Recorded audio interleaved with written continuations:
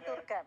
Libor Turek přes všechny svoje přešlapy a přes všechny svoje názory, se kterými já nesouhlasím, tak získal mandát poslance. Ano. To je přece výraz demokracie. Jasně. Ale v demokracii už není napsáno, že někoho volíte ministrem. Ještě paní Ano, ano, ta ústava má ale taky nějakou preambuli, Prosím, má taky pojďme, nějakou paní listinu Bradley, práv a svobod prosím. a musíme ji číst v tom celku. vážení, nechme hovořit paní Bradley. Ještě, Rozhodují prosím. ti, co jsou zvoleni ve volbách.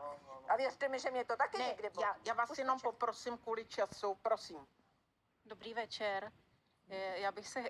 Je zjevné, že pan Turek teda budí emoce. Slovy pana Paroubka, kdo to má. Je to neuvěřitelné, to je jak rudý prapor.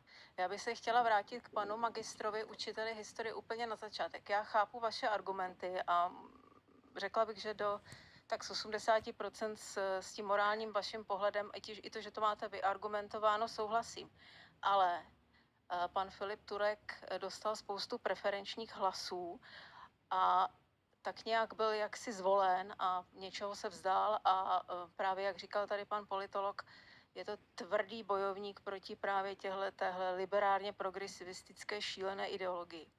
Já bych se vás chtěla zeptat, a kde teda jsou ty práva těch voličů, kteří mu ten hlas dali a kteří ho volili. Jako Ano, morální kredit máme teda, ještě bych rozdělila, že morálka a zákon je stručně, úplně prosím, něco jiného. Já musím končit ještě Moje tady. odpověď zní, že pan